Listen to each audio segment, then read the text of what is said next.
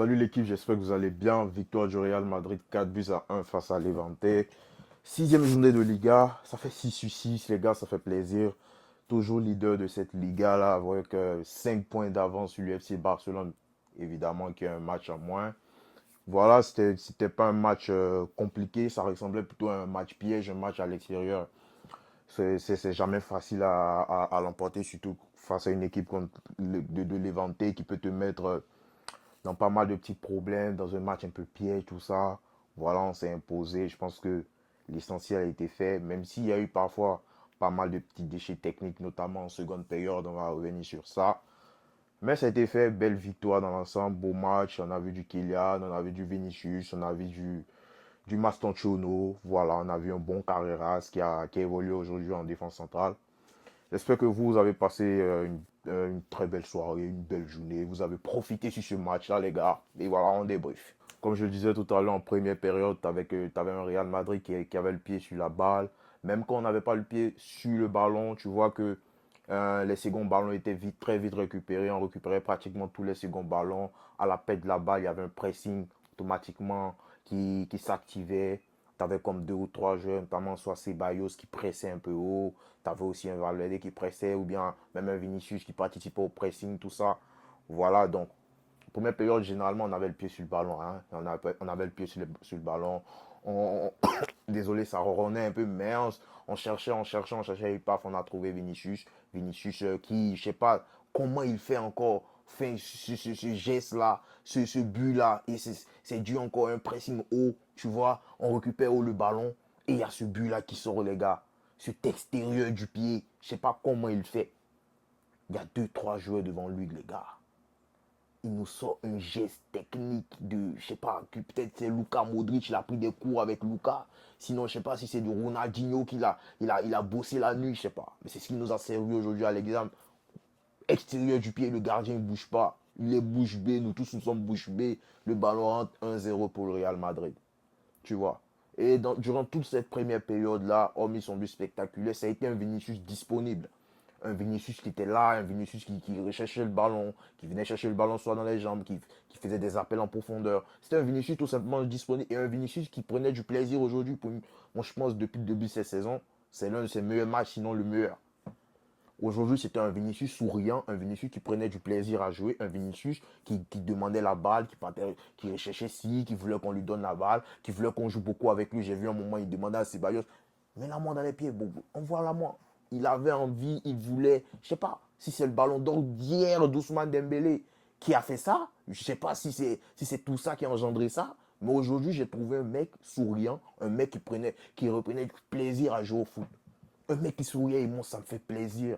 Ça fait que Vinicius, c'est un jeu fantastique. Et le voir comme ça, les gars, moi, je suis un homme heureux. Voir Vinicius comme ça, moi, je suis heureux, les gars. Moi, j'étais assis, j'étais heureux devant mon écran tout à l'heure. Je regardais le match, je prenais du plaisir parce que je le voyais sourire. Et donc, c'est ça, Vinicius qui met ce but spectaculaire, 1-0. Après, le deuxième but, c'est pas vite fait attendre. Je pense que c'est une contre-attaque. Encore une fois, c'est Vinicius qui est décisif. On lui envoie un bon ballon. Et là encore, il a ce coup d'œil. Il a cette vista. Il voit Arda Güler, Mastantuono, pardon. Il voit Mastantuono qui part en profondeur. Et là, il envoie le bon ballon avec le bon timing. Tout ça, la passe, elle est superbe. C'est pas une passe. Waouh, mais la passe est superbe, il faut faire le bon geste, voilà. Il a fait le bon geste. Mastantuono, après la finition, c'est incroyable, c'est exceptionnel. Moi, ce joueur-là, il me, il me fascine. Je suis amoureux de ce mec. Je suis amoureux. J'avais dit qu'on avait besoin de sang argentin chez nous. Mais moi, je suis amoureux de Mastantuono, les gars. Je suis amoureux. Il est spectaculaire. Il est fantastique. La première période, les gars, que ce soit ses touchés de balle, ses appels, ses contrôles, comment il touche la balle, comment il contrôle la balle, comment, je sais pas, comment on appelle ça encore, merde, j'ai oublié le bon thème. La façon dont il joue, les gars, avec le ballon, moi, ça me fascine. Je suis amoureux. Je sais pas si c'est parce qu'il est gaucher argentin. Non, je sais pas. Mais je suis amoureux de Marcelo. Je suis amoureux de son jeu. Je suis amoureux de comment il met son but, les gars. Comment il fait ce appel. On lui envoie le ballon. Vinicius qui lui envoie le bon ballon. Il avance. Il fixe un peu. Et finition pied droit sous la balle, les gars. Je suis là. Je dis waouh. On a eu un sacré joueur, une sacrée pépite. On a un sacré joueur dans notre équipe. Et ça fait 2-0 sur cette première période pour le Real Madrid. Après, en première période, j'ai pas beaucoup vu Kylian Mbappé qui voilà, n'a pas été beaucoup servi, notamment. Je l'ai vu faire des appels, mais c'était pas tout le temps. On l'a pas toujours recherché. C'était plus Vinicius que je trouvais disponible, tout ça. Et donc, on avait un Kylian Mbappé tout simplement discret. Discret, discret. On part en pause, on revient à la seconde période. Et là, tu as une équipe de Levante qui monte un peu plus en puissance, qui essaie d'aller nous chercher un peu haut. Et là aussi, de l'autre côté, tu as un Real Madrid, il y a pas mal de déchets techniques. Tu as des passes qui commencent à être ratées, tu as des mauvais contrôles, tu as des joueurs, je sais pas, qui sont un peu déconcentrés. Ils se sont dit peut-être que le match, il est plié, le match, il est fini, bon, on passe à autre chose. Paf, les 3 points, tac. Et là, je sais pas, nulle part, ils sautent de nulle part, les mecs, sur un tir dévié par Hausen, je sais pas, le ballon il va, Courtois essaie de dégager, mais bon, l'attaquant de Levante, il est déjà là et il tête 2 buts à 1. Là, je me dis, ok, là, on est à la 50e minute, si je dis pas de bêtises. Les gars, il faut se reprendre. Parce qu'aujourd'hui, il y a eu pas mal de matchs nuls. Il ne faudrait pas qu'on tombe dans ce match piège-là. On va faire un match nul. Et non, non, non. Pas besoin de pression. On gérait bien notre match. Reprenons-nous. Et là, tu vois que les Levantais, bah, ils ont mis le but. Ils sentent qu'ils peuvent aller chercher quelque chose. En plus, ils sont à domicile. Donc, tu les vois monter un peu plus en puissance encore. Et voilà, c'est une action contre où Kylian lance Kylian Mbappé et Kylian Mbappé fait du Kylian Mbappé. C'est-à-dire, il va, il fixe. Le mec était transparent pratiquement tout le match. Il va, il fixe, il provoque, paf, il fait feinte, penalty. Penalty pour Real Madrid parce que le gars là, le ramasse penalty. Sur une action anodine en fait, tu vois, anodine, pardon, un Kylian Mbappé transparent durant ce match-là, de nulle part, il te sort ce genre d'action en fait. Tu vois, avec une équipe d'élémentaires qui revenait, comme je disais tout à l'heure, hein, qui revenait un peu, qui allait nous chercher un peu plus haut, voilà, qui sentait qu'ils pouvaient, les mecs qui sentaient qu'ils pouvaient aller chercher ce nul ou peut-être une victoire. Et là, de nulle part, Kylian Mbappé sujet. Et Kylian Mbappé nous a fait du Kylian Mbappé. Penalty pour le Real Madrid, il marque 3 buts à 1. Ce but-là, il nous a fait pas mal de bien parce que là, tu reprends encore 2 buts d'avance sur ton adversaire. Ça fait, c'est bon, c'est bien. Et puis bon, après, voilà, fin, je pense que là, les Levantés, ils se sont dit, ah, c'est fini, les gars. Ils ont baissé les bras. Et puis on en voit qu'il y en a en profondeur. Baf, dribble le gardien. 4 buts à 1. Ça fait 4 buts à 1 pour le Real Madrid. Un Kylian Mbappé qui, en première période, comme je l'ai dit, il était transparent. Un Kylian Mbappé qui, en première période, était discret. Un Kylian Mbappé qui n'était pas forcément celui qu'on voyait le plus ce soir. Mais un Kylian Mbappé fini. Mais ce Kylian Mbappé-là, pardon, fini avec 2 buts. Et c'est ça la réalité de Kylian Mbappé aujourd'hui. Parce que Kylian Mbappé, il peut être discret durant tout un match, il peut être tout, mais il va te mettre des buts, les frères. Ce mec, il est trop fort. Il est trop fort, il est trop fort.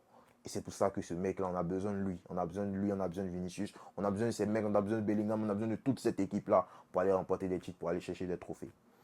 Donc c'est un peu ça, genre, sur le match du Real Madrid. Après, pour les prestations individuelles, j'ai trouvé un bon Carreras. J'ai vu que va en laisser aujourd'hui en DC, comme j'ai dit, dans l'axe. J'ai trouvé qu'il était bien, il était serein. Même quand il se fait dribbler, même quand, parce que s'il n'est pas, il n'est pas impassable, quoi. Voilà.